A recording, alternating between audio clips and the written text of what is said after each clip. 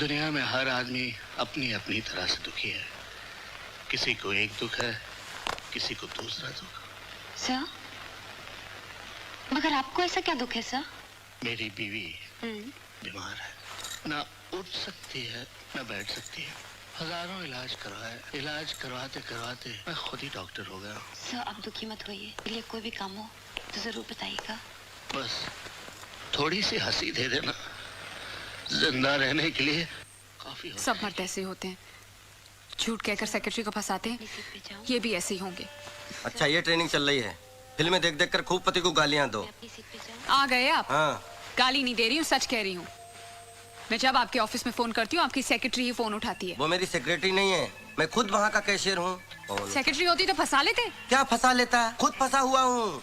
Mister Khurana सही कहते हैं, आदमियों को जगह जगह की थाली में खाने की आदत होती है। उनकी डोर अपने हाथ में ही रखनी चाहिए। ये मकान बेचना ही पड़ेगा। ये खुराना ने जिंदगी जो है नरक बना दी है। देखो, तुम ये पड़ोसी पड़ोसी की बातों में आकर हमसे झगड़ा मत किया करो प्लीज। सच कह रही हूँ, इसलिए कड़वा लग रहा है और इसीलिए मेरा टीवी भी ऑफ कर दिया है। दो मेरा रिमोट वापस दो। दिन भर टीवी देखने के अलावा क्या करती हो? खबरदार इस टीवी के बारे में कुछ कहा तो ये मेरे पिताजी ने दिया है। पिताजी? मेरे पिताजी? तुम्हारे पिताजी की दी हुई सब चीजें बेकार है।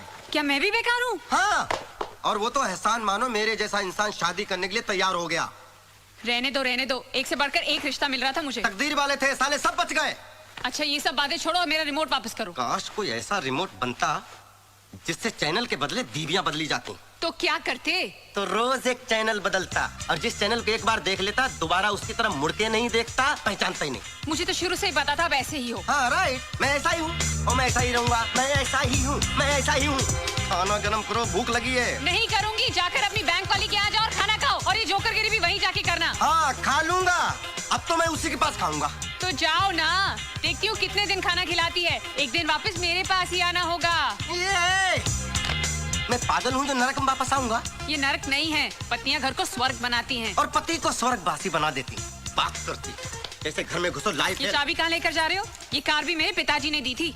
लो, बेकार है तुम्हारी तरह। कुछ दिनों बाद कबाड़ियों को भेज देना इसको फोकट में। इतने ही खुददार हो तो ये कपड़े भी उतार कर जाओ। मैं साधु नहीं बनने जा रहा हूँ जो कपड़े उतार दूं, सड़क में नंगा घूमूं। ये शर्ट पिछली दिवाली पर मेरे पिताजी ने दी थी, उतारो। अच्छा, साला आज समझ में आया दहेज लेना कितना जुर्म है। वक्त आने पर पति को नंगा भी होना पड़ता है। ये लो, अपने पिताजी को पहनाओ। पिताजी ने नरक बना दिया।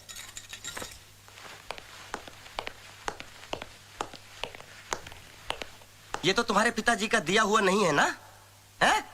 अब तुम रहना अपने पिताजी के दिए हुए दहेज के सामानों के साथ, और कार से बोलना मांग भर दे, और टीवी से बोलना बच्चे पैदा कर दे।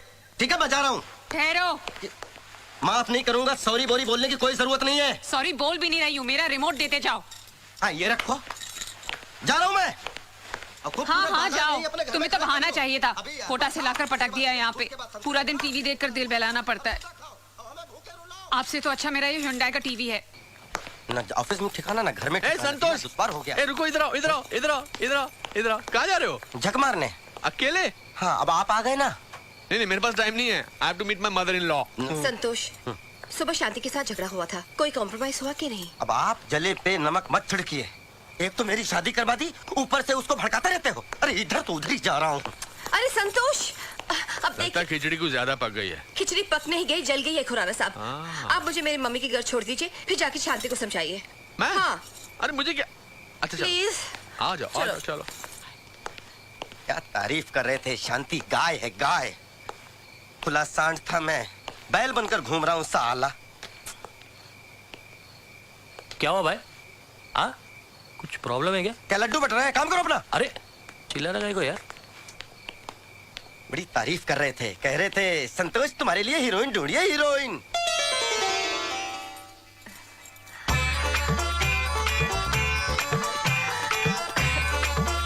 बिल्कुल हीरोइन है।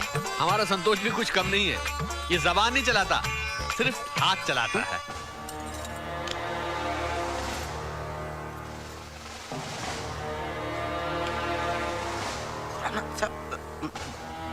ये क्या बोल रहे हैं आप? मैं कब हाथ चलाता हूँ? अरे बैंक में कैशियर हो, सिर्फ हाथ ही तो चलाते हो।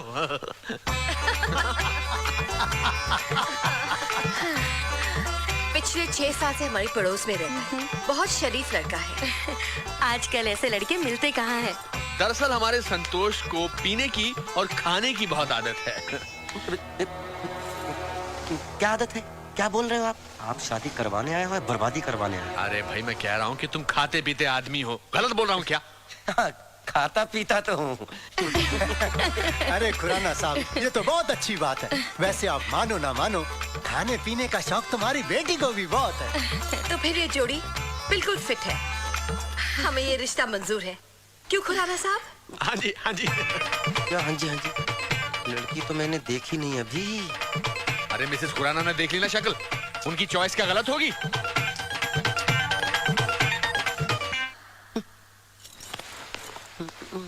क्या बात है? लड़की की शक्ल तो दिखी नहीं। लड़की देखने आए हैं ना? अरे संतोष, गांव में लड़की की शक्ल नहीं दिखाते, तस्वीर दिखाते हैं। तस्वीर समझा कर। अरे तू तस्वीर भेज देते, मुझे क्यों बुलाया था? अरे ये लोग तारे को देखना चाहते थे। तारे को? मैं कोई अंधा लूला बहरा हूँ जो मुझे देखना चाहते थे?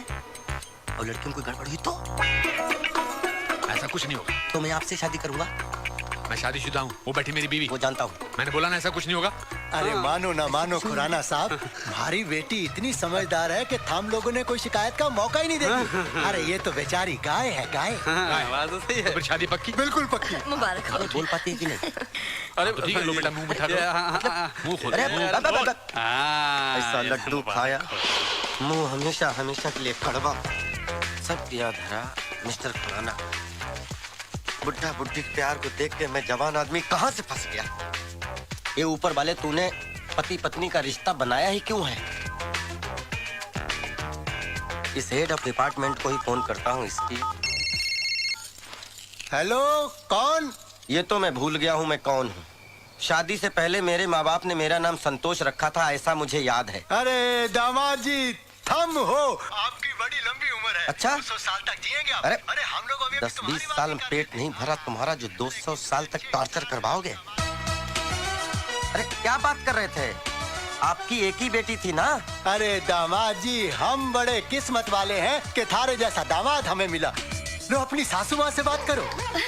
दामाद जी, हमारी तो भगवान से यही प्रार्थना है कि हर जन्म में हमारी शादी के संतोष तक। अरे आप सुनिए तो माँ जी, आप सुनिए तो।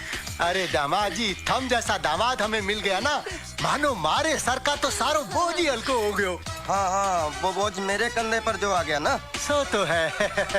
दामाद जी, आप खुश तो हो ना? बहुत खुश हूँ, बहुत खुश हूँ। थोड़ा डर लगता है कि कहीं खुशी के मारे पागल ना हो जाऊं।